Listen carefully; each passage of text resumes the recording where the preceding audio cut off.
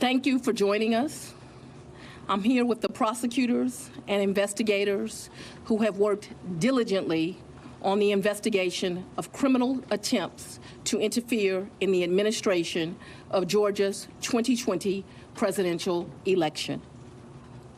Today, based on information developed by that investigation, a Fulton County grand jury returned a true bill of indictment, charging 19 individuals with violations of Georgia law arising from a criminal conspiracy to overturn the results of the 2020 presidential election in this state.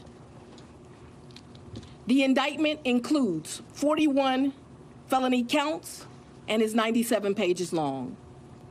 Please remember that everyone charged in this bill of indictment is presumed innocent.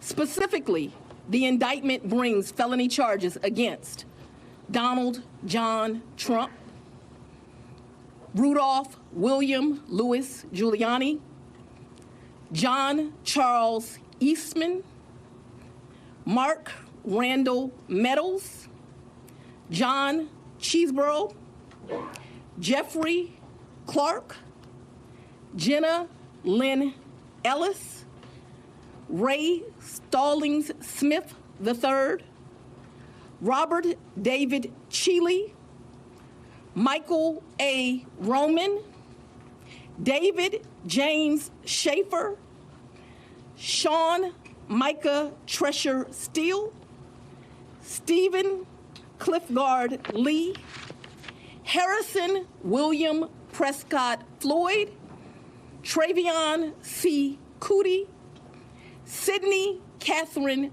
Powell, Kathleen Austin Latham, Scott Graham Hall, and Misty Hampton, also known as Emily Misty Hayes. Every individual charged in the indictment is charged with one count of violating Georgia's Racketeer, Influenced, and Corrupt Organizations Act through participation in a criminal enterprise in Fulton County, Georgia, and elsewhere to accomplish the illegal goal of allowing Donald J. Trump to seize the presidential term of office beginning on January 20th, 21. Specifically, the participants in association took various actions in Georgia and elsewhere to block the counting of the votes of the presidential electors who were certified as the winners of Georgia's 2020 general election. As you examine the indictment, you will see acts that are identified as overt acts and those that are identified as predicate acts, sometimes called acts of racketeering activity. Overt acts are not necessarily crimes under Georgia law in isolation, but are alleged to be acts taken in furtherance of the conspiracy. Many occurred in Georgia, and some occurred in other jurisdictions and are included because the grand jury believes they were part of the illegal effort to overturn the results of Georgia's 2020 presidential election. The acts identified as predicate acts or acts of racketeering activity are crimes that are alleged to have been committed in furtherance of the criminal enterprise. Acts of racketeering activity are also charged as separate counts in the indictment against those who are alleged to have committed them.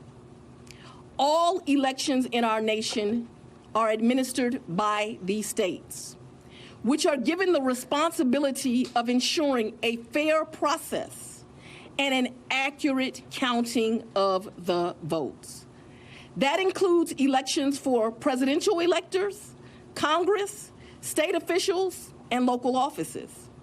The state's role in this process is essential to the functioning of our democracy. Georgia, like every state, has laws that allow those who believe that results of an election are wrong, whether because of intentional wrongdoing or unintentional error, to challenge those results in our state courts. The indictment alleges that rather than abide by Georgia's legal process for election challenges, the defendants engaged in a criminal racketeering enterprise to overturn Georgia's presidential election result. Subsequent to the indictment, as is the normal process in Georgia law, the grand jury issued arrest warrants for those who are charged.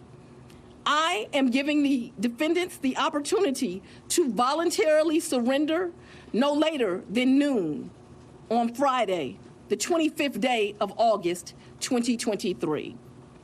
I remind everyone here that an indictment is only a series of allegations based on a grand jury's determination of probable cause to support the charges. It is now the duty of my office to prove these charges in the indictment beyond a reasonable doubt at trial. Thanks for watching our YouTube channel. Follow today's top stories and breaking news by downloading the NBC News app.